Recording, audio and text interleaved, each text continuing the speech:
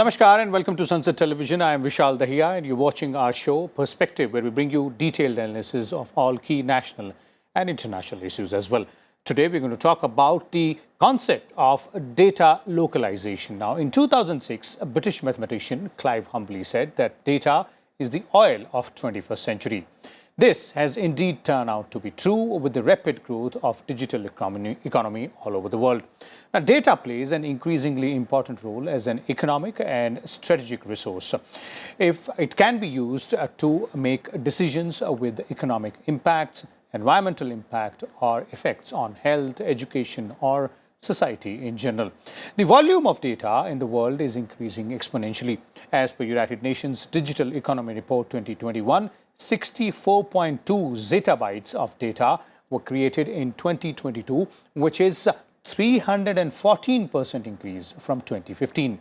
Now, data localization refers to various policy measures that restrict data flows by limiting physical storage and processing of data within a given jurisdiction boundaries. So where do we stand on the issue of data localization and what are the challenges on this front? For more on this, we're joined by a distinguished panel of experts. Let me first introduce them to you, beginning with, we have with us in the studio Mr. Amit Dubey, a well-known digital or data technology expert who's joining us. Welcome, Mr. Dubey. We are also joined by Khushbu Jain. She's an advocate in cybersecurity laws expertise. We are also have with us Professor Huzur Saran. He's the professor in the Department of Computer Science and Engineering at IIT Delhi. Welcome to you as well, Professor Saran and Khushbu, both of you. Let me begin with you, Amit, and let's first start by understanding a bit about the significance of data and the concept of data localization. What do we mean by data localization? Why is it needed? So, to simplify this complex term, first I would like to define this. The processing and storage of any data should happen within that boundary of that country. It should not cross the country, and that is something which is expected from the data localization. Why? Because it is involving the national security, your economic growth, your innovations. All these things are linked to data localization. It used to go out. There are many companies; those are from different other countries. They were making money based on our data. You have recently seen 150 plus applications from China were banned because they were taking data out from our country. And if I could give you some examples, especially the WeChat application or many such applications, those were listed in that, those were there in that list. They were billion-dollar companies. They were multi-billion-dollar companies. WeChat were valued $500 billion. And most of their user base were created at that time in India. So you can imagine a company which has been valued double of the Pakistan GDP. They were making money, they are getting investment because they have data from India, but India is not taking any benefit of that. So that is the biggest loophole that we could understand, and that's why the data sovereignty or data localization issue was raised. And I think this is the need of the hour because, as you said rightly, the data is the next while, and there will be a time when countries will run based on the data. The economies will be driven based on the data. So we need to understand the importance of it, and this is the high time when we should come up with a strong law, which was actually has been in discussion since long time, withdrawn, is still in discussion. But this is the prime problem, that the data which is personal data, which is personally identifiable information, which is sensitive data, which is critical data, which could be from different other sectors, should be retained in India. It should be stored and processed in India. Okay. We'll come to the policy part and the law as well a bit later. But bring in Professor Saran here. Professor Saran, huge amount of data is created, as the report which I was referring to pointed out for 2020. Almost 64.2 zettabytes, 314% more than what it was 5 years ago. The question is, how is this data generated, and then why so much amount of data? As in, is all of it important? Is all of this stored? Most of it, must not be of any use. Well, thanks. There are multiple points. As you said, not all data is equally important. The most important data we care about are things which are about individuals, personally identifiable data which carries your personal information. That's why right to privacy is about, suppose your own emails are there, suppose your financial transactions are there, suppose your photos are there. Most of these are now kept in the cloud. Depending on which service you're using, they may be hosted in India or abroad. and they may be hosted in multiple jurisdictions, and copies may be kept in multiple jurisdictions. That is the problem. For example, for financial data, all credit card and other transactions happening in India, I think RBI recently insisted that these have to be kept within India. So I think some of the financial companies were even requesting for extension and permission, because every payment you make, every credit card purchase you make, that is data about you, right? What you like to eat, where do you like to eat, when you like to eat, and other things, what you buy. All of that becomes profile data for you. And if somebody has access to it, they can very soon find out. Similarly, people use Uber and such kind of services. Why did China take such strong action on their version of Uber? Because even officials visiting some place, who went where, when did they go there? That information is all in the app now, and it's now in the cloud, and it can be shared. Anybody can put four things together and figure out what you are doing. Right? You don't need spying. So that is the concern.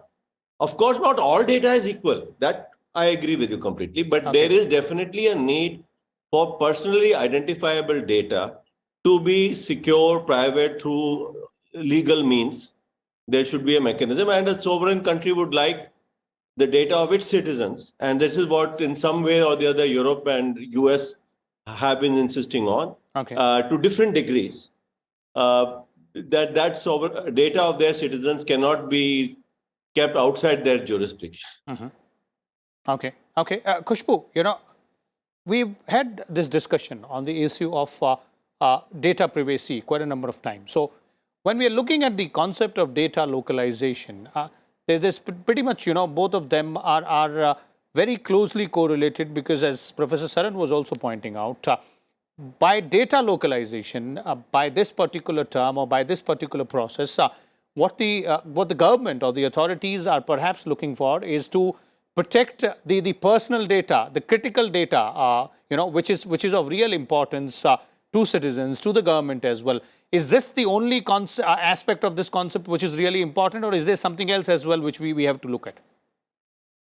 See, this is one of the major concerns, but let's not forget that it's not just personally identifiable information that we are talking about, but see, countries across the free flow of data of internet has also allowed a lot of multinational companies to grow. And that's where globally countries across started putting focus on that. However, this digital economy is expanding. We need to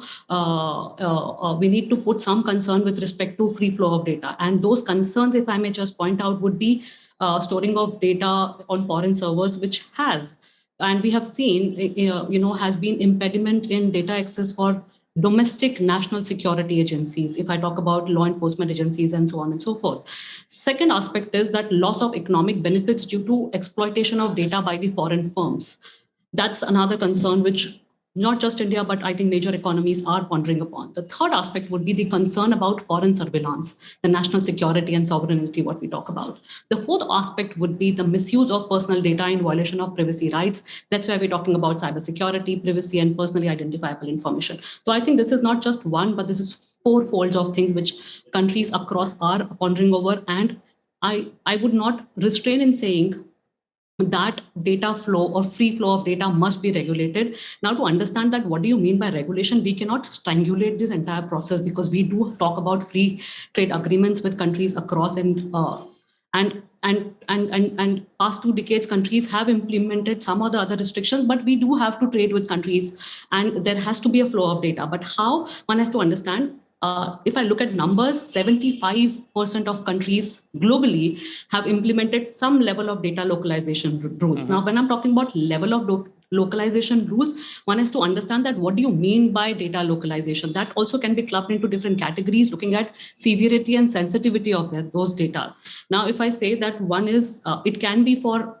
So why this subject is coming, to understand that, see, one has to secure faster and better access to personal data for law enforcement agencies. The second is preventing foreign surveillance and other things which I'm talking about. So the kind of things this can be tackled maybe by maybe categorizing localization into different categories. That can be a conditional localization, which will be specific, that it entails only local storage requirement. It cannot travel and no, none of the data can travel outside. The second can be unconditional local storage requirement. That is for all personal data, that it's an unconditional local storage. So when you talk about conditional localization, it can be that, okay, one portion of it is in India, the copy can go or processing can be done outside India. When I talk about unconditional local storage requirement, that is that all personal data has to be, there is no condition into it. There are countries which have come up with the same regulations where unconditional requirements are there.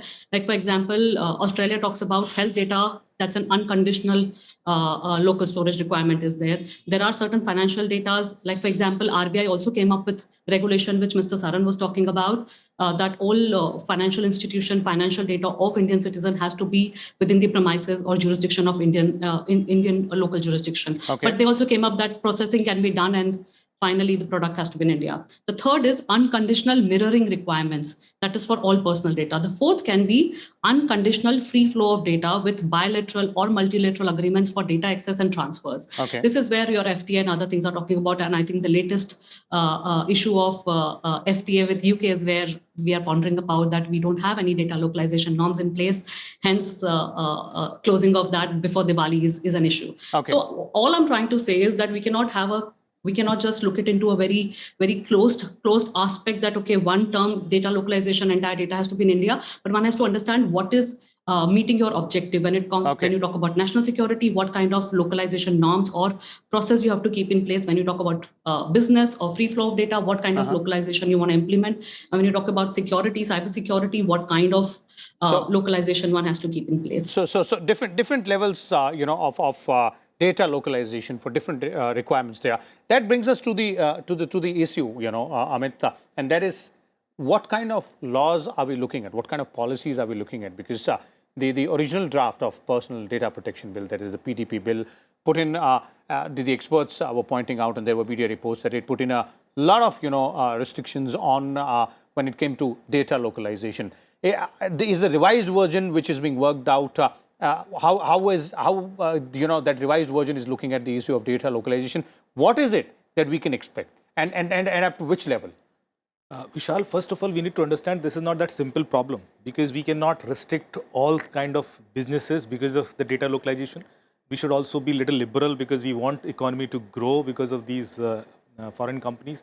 So that is that balance that we need to create, and I think that is the reason this the bill is delayed, because there were lots of hue and cry from different companies that we cannot follow all these recommendations and guidelines. And we became too much conscious, too much, I would say, overly conscious about this kind of data, and that has actually made that almost strangulating the businesses. I think that is something which we need to take care of right now. Financial data, for sure, it is very, very sensitive data.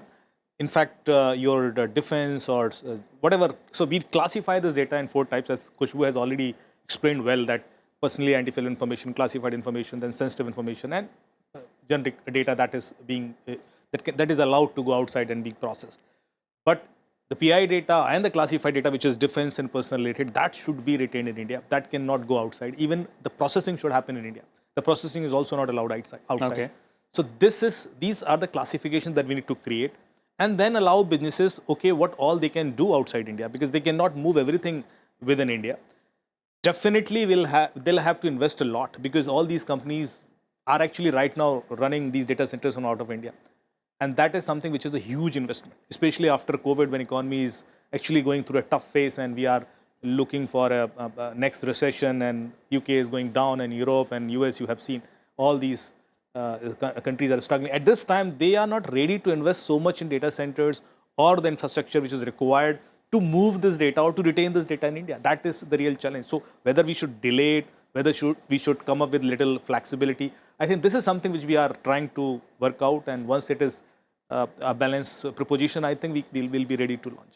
Okay. Professor Saran, it looks like the way all of you are explaining, this has to be a very fine balance between ensuring that the free flow of information, via internet or a free flow of data is not restricted. At the same time, the requirements, the sovereign requirements of any country, including ours, are met in terms of ensuring, national security aspect is looked at. The personal data of its citizens is not being misused. So it's a very tightrope walk. I agree completely. In fact, this whole issue of data privacy, and then, of course, the related issue of data localization, even internationally, it is not a well-solved issue. See, in principle, we recognize that we need to protect individuals and their data. And as Khushbu said, whether it is monetization or it is surveillance, whether surveillance within lawful interception, all of these aspects or have to be protected. But the challenge is Europe tried, for example, with GDPR. I'm sure many of you have heard of this data privacy law that the Europe implemented 2-3 years ago. And the result of that is every time you go to a website, you get a message at the bottom saying, do you accept all cookies or not? You can manage your cookies. One of the results of that, right? Because, but the challenge is, if you look at a typical person, he doesn't want to manage the cookies. He just says accept all. Right? So the point is they put in this very complex set of regulations, but they are not human friendly. For an average user, even a sophisticated user, to keep managing what information each site is tracking about you, or what information is being stored about you, who has what information, is a very complex task. And most users are not really willing to take on that responsibility. So the point I'm making is the technology for making this kind of very fine-grained decision. See, as you pointed out, there is this subtle difference between blocking everything so that commerce gets hurt, companies get hurt, our economic growth gets hurt, and allowing everything where people can get hurt, and having that very fine sieve through which only the things that are permissible pass through, designing that sieve basically, which is going to be a very intelligent sieve in some sense, itself is a very tough problem. And doing it through law is even more complex. Indeed. So that's where we are stuck at today. And I think we should proceed step by step. I think we should put in some level of protection and then slowly ramp it up over the years as we learn how better to do it. Okay. That is my suggestion. Okay. Okay, Khushbu, your views there on this aspect of the PDP, legislation which is under discussion. That is data localization part, which we are talking about right now. And as Professor Saran is referring to, Amit is also pointing out, there has to be a fine balance. That's one. But in that fine balance also, interesting point which Professor Saran made, user-friendly, making it user-friendly is more important than putting that sieve or that that wall in between which protects the data. Because if it's not user-friendly, then it'll all become so complex that ultimately it might not serve the purpose. Absolutely. I completely agree with you that everything which we do over here is you have to keep users in purview, and also you have to keep corporates or companies in consideration that what kind of process that they have to come, because when I'm talking about these filtrations, which compartment, what kind of data can go, segregation of that data, which data can I take out, which data can be mirrored. These are the complex issues. And if you're talking about especially Indian companies or small companies who cannot put so much of money into the legal and technical aspect, it will become a little cumbersome. But nonetheless, I don't want to forget, or I don't want to not focus on national security. I do not want to not focus on the private and national interest both. I'm talking about economic interest also, because any rules that is governing data localization are not motivated by one single thing that is a national or a private interest. There are numerous factors simultaneously which contribute to the localization regime. And we need to understand that what kind of restrictions has to be there with regard to cross-border data flow or cross-border data sharing, and what kind of controls you need to establish for transfer of information. But because just by saying that we are bringing in law would not suffice, because you need to have a system in place which makes you understand that transfer is happening or not happening, and what kind of transfer can happen. So that classification, that clarity has to be very robust, or very specific and clean for people to understand that, okay, which part you're talking about has to be specifically in India and how it has to be flowed. Do you have system in place where you can understand that this data is not actually going outside because it's just a click away, as rightly been said by a lot of top countries ministers have already put in that data is just one click away. So how would you enforce? Even if when you bring these laws, how do you bring enforceability of the law? So that's where also we have to put in point, because now coming back, technological sovereignty is something that goes beyond the idea of economic competition, and it's actually practically building the idea of technological capacity of nation that has a capacity to threaten the national sovereignty of the another. So that also has to be kept in mind. I'm keeping everything that this localization norm, which will come in place, will have to look in, which will define the key feature of shifting social, economic, political, and national security order in place, and how things will shift in that manner. So I would say that, yes, I agree with Amitji and Saran that there is a need for having a fine balance, and one has to adequately address the challenges of rise in data localization. That is definitely one of the defined issue with this current internet governance landscape. And it requires discussion, accounting, in all the dimensions, including your political, including social and economic dimensions, in more integrated fashion than before. Okay, fair enough. I would also want you to. Yes, please. I would also want you to focus on the aspect that, see, economic benefit, security is one thing, but all that we are talking about today with regard to localization has come up with one basic thing, and that is for law enforcement agencies, which face a lot of major concerns or constraint with regard to getting timely access to the data. Having laws in place, we always had problem because jurisdiction plays an important role in enforcement of the law, and because this data never resided in India, our enforcement agencies face a lot of issues. Hence, we talked about data localization. We talked about that data has to be stored in Indian jurisdiction so that there is no conflict of legal system when it comes to enforceability of law. But again, when I'm talking about, there are 4 ways to implement localization norms, and one can categorize which data can be fit in which category. Indeed. National security is a very important aspect when we're talking about data localization here. But Amit, there are various countries which have put in place different kind of legislative mechanism when we talk about data localization. In your views, what can we learn from their best practices or, perhaps worst mistakes as well? Definitely, we need to learn from other countries' model. The Estonia model is there, then China model is there. China has, last year they have launched PIPL, their Data Protection Act or bill, and they have very creatively designed it. So it's not just blocking every data, which anyway they were doing through different other means, but also deciding these factors that what can be processed outside based on the company's history, their directors. So they have involved those many aspects also while deciding this factor that whether they are allowed to take data outside or not. So I think they really want that close monitoring with the management and also who is operating it, what could be their intention, whether there could be any national security threat in future.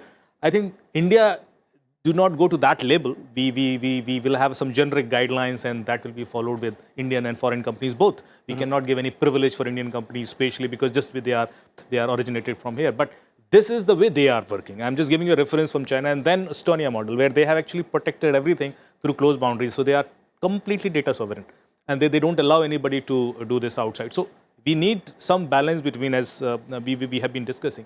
But the challenges are there. We should see some challenges also. The cybercrime has increased so much, 300% during COVID time, and recently we have seen every 4th person, 5th person, because the data is there. So if you see any financial fraud which is happening today, no criminal asks your password. They just need your OTP. They already have your password. So this is the level of data leakage which is happening today. All banks, accounts, passwords are already out. And they are being sold in dark web or different other places, and the criminals have those access. So they already know everything about you, and then they are using it against you, which is a biggest pain right now. To stop that, we need to actually stop the data leakage. So I think this law or this act is also directly impacting the common man. It is not only industries or economy, but as a user, I am also affected. When I'm actually, my Instagram is hacked or my bank balance is becoming zero. This is the direct impact. So that is the reason I think this has to be taken on priority. It should not be delayed, because we are already suffering a lot. Every day we see that almost 3rd or 4th person in my network is already affected by some other kind of cybercrime. So this is the level that we see, and crores of frauds are happening. The money is going out, then there is a cryptocurrency, then there are metaverse. There are many other new technologies those are coming into Indeed, play. indeed. And then it will be very difficult to control the data because metaverse will generate almost 100 times more data than Facebook. They'll have your 3D data and then they'll have much more personalized information. And there'll be more about personal your, information. Yes, your behavior, your body language, everything will be there. So now how will you restrict them to not process the data outside because people will start already using it, and then it will be much more difficult to regulate that. Okay. So I think this is the right time. We need to take care of the futuristic technologies also and plan the regulations accordingly, whether it is quantum computing, whether it is AI, whether it is metaverse, as I said. There are many such things in floor, and I think very next year IBM is coming up with their commercial version of quantum. So we need to think from all these angles also. Okay, okay. Indeed, that is really, really important there, looking at it right now. Thank you so much, Amit Dubey, Professor Huzur Saran and Khushbu Jain as well for sharing your views and insight. As our experts were pointing out, clearly data is important for a person, for an individual user, but also at a larger scale, economically and strategically from the national security point of view as well. So it becomes really important to understand how data localization works and what kind of policies are being worked upon, being decided upon. The time is now, as our experts were saying, to put in place a good mechanism, a forward-looking, futuristic mechanism in place to protect the personal data as well as to ensure the nation's security, economic growth and strategic importance as well. We'll come back again with a different topic. Till then, keep watching Sansad Television. Thank you.